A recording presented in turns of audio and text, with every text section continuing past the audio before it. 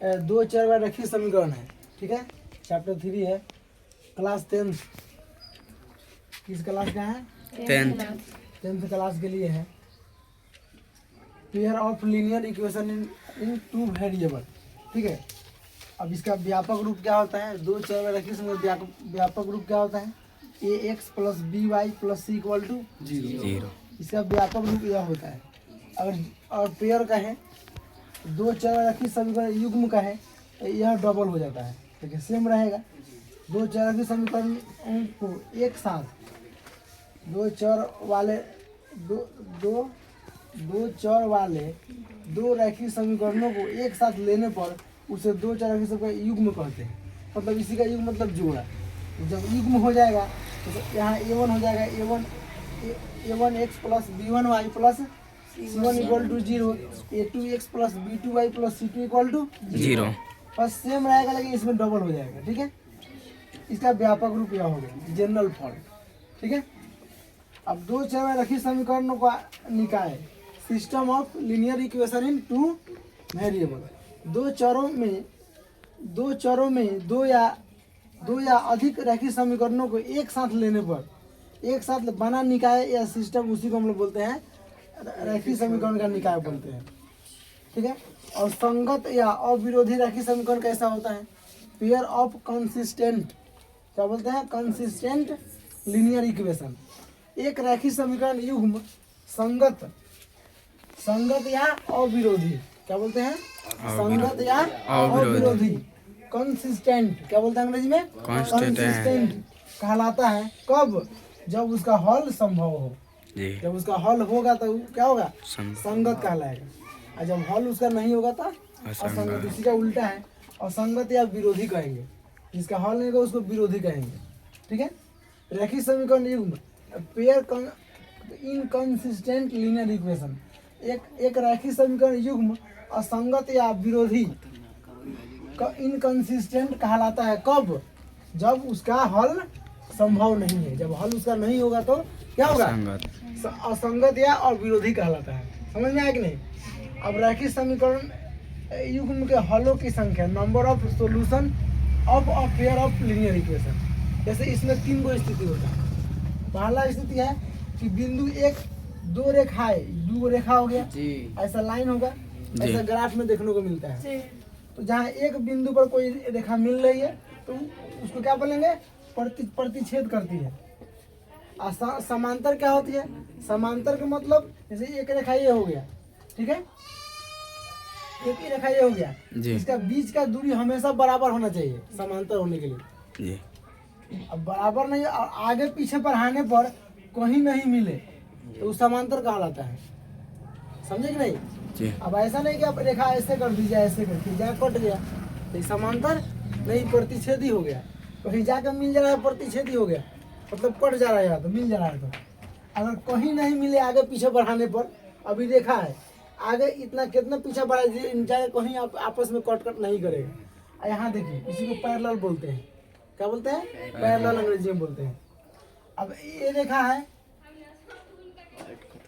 अब यहाँ देखिए ये रेखा है, समांतर रेखा कहलाती है। जैसे ए बी एक रेखा हो गया, बी सी डी एक रेखा हो गया, इसको इधर कितना हो बढ़ा दीजिए, या आपस में कहीं मिलेगा नहीं, तो ये क्या हो गया? समांतर रेखा। स्थिति है कि दो रेखा समपाती होता है, ठीक है। और समपाती होता है मतलब एक ही रेखा पर आ जाता है, समझे कि नहीं? तो 3 स्थिति में हल होता है। अब इतना बात आप जान गए, मेन बात आपको बता दें। अब फार्मूला, मेन जो फार्मूला इस चैप्टर से संबंधित है वो आपको दिया गया है। बहुत ही अच्छा आपको कॉन्सेप्ट है, इससे बाहर जो है कुछ सवाल नहीं जाता है। जैसे दो चर रैखिक समीकरण, पहले व्यापक रूप से आपको यही है जनरल फॉर्म याद रखना है। a1x + b1y + c1 = 0, a2x + b2y + c2 = 0। यह याद करना जरूरी इसलिए है कि जब भी आपका a1 a2 का मान लिखेंगे तो आपको यह बात दिमाग में रहना चाहिए कि यहाँ पे क्या होगा? x के बगल में होगा पहला समीकरण में a1 का मान होगा, y के बगल में b1 का मान होगा, बच गया तो c1 का मान होगा, और निचला समीकरण में x के बगल में a2 का मान होगा, फिर उसी तरह b2 c2 का मान होता है। तो यह तुम्हारा तो क्या हो गया? इसका व्यापक रूप हो गया, जनरल फॉर्म हो गया, स्टैंडर्ड फॉर्म हो गया। अब पहला फॉर्मूला का आपका निकाय का एक अद्वितीय हल होता है। अद्वितीय मतलब केवल एक हल, केवल एक हल इसको बोलते हैं यूनिक। अंग्रेजी में क्या बोलेंगे? यूनिक सॉल्यूशन होता है। कब? जब a1 बटा a2 does not equal to b1 बटा b2, मतलब a1 बटा a2 b1 बटा b2 के बराबर नहीं होगा, तब क्या होगा? अद्वितीय हल होगा। क्या होगा? अद्वितीय हल होगा। और इस स्थिति में जो रेखा होगी, अभी रेखा के बारे में बताए हैं, वह एक बिंदु पर प्रतिच्छेद, कहीं एक बिंदु पर कट करेगी, ठीक है, इंटरसेक्ट करेगी। और समीकरण कैसा होगा आपका? संगत होगा या अविरोधी होगा। संगत होगा या अविरोधी होगा, कंसिस्टेंट होगा। अंग्रेजी में क्या बोलते हैं इसको? कंसिस्टेंट, यूनिक और कंसिस्टेंट, ठीक है। अब यहाँ देखिए दूसरा स्थिति क्या है? निकाय का अपरिमित रूप से अनेक कहो या अनंत कहो या अनगिनत कहो,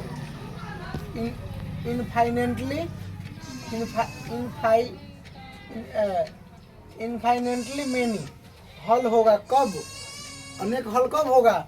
जब तीनों समीकरण तीनों स्थिति बराबर होगा। a1 बटा a2 बराबर b1 बटा b2 अब बराबर c1 बटा c2, तीनों जब बराबर हो गया तो क्या होगा? अनेक हल होगा जी। और रेखा क्या होगी? संपाती होगी। ये रेखा इस स्थिति, ये भी स्थिति होगी। और आश्रित होगी। क्या होगी इसमें? आश्रित। संगत असंगत इसमें नहीं होता है, इसमें आश्रित होता है। समझ में? अब तीसरा स्थिति, लास्ट स्थिति क्या है?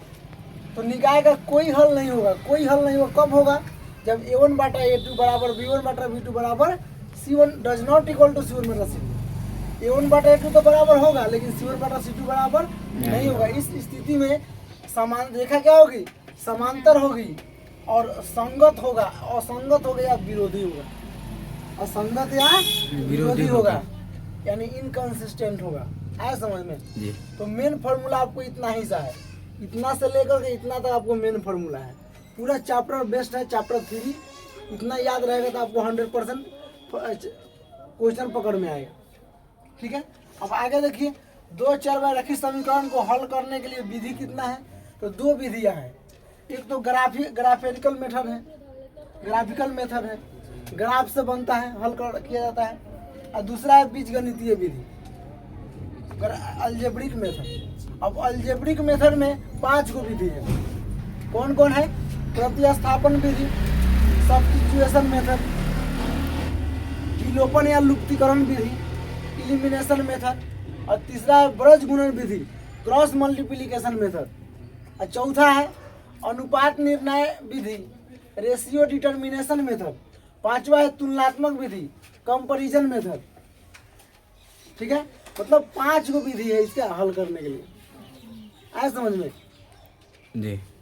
अब आपको सबसे ज्यादा पूछता है अभी के डेट में प्रतिस्थापन विधि। 2 नंबर में पूछता है ब्रज गुणन विधि।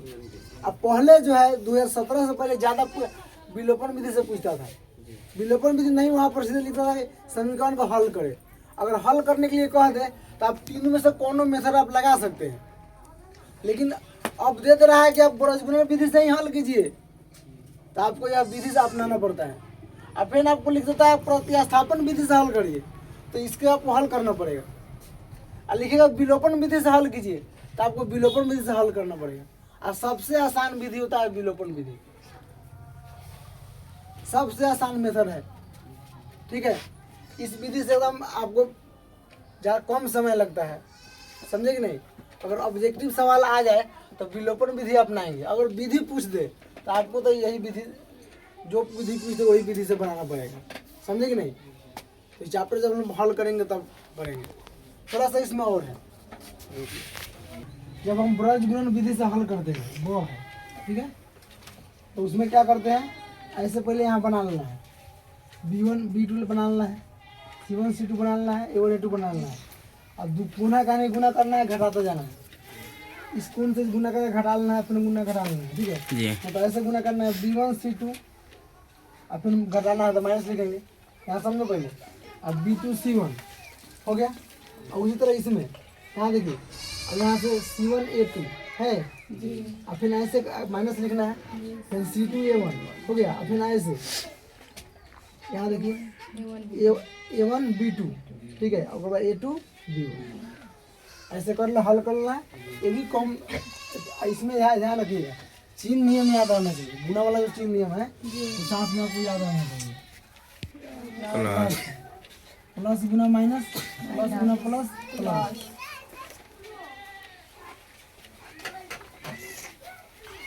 और माइनस गुना प्लस, माइनस, और प्लस गुना माइनस, माइनस। 4 को गुना का चीन नियम होता है, आपको याद होना चाहिए। याद है। याद नहीं होगा तो आपको इसमें फंस जाइएगा। ब्रज गुणन विधि में आप इसमें नहीं बना पाइएगा। आया समझ में?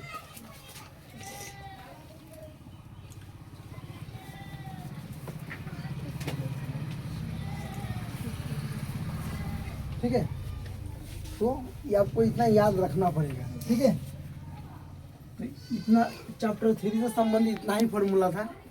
ठीक है, जब हम चैप्टर पढ़ेंगे इसका तो इसका यूज समझेंगे। ठीक है, फिलहाल आप लोग इसको याद कर लीजिएगा। ठीक है, ओके।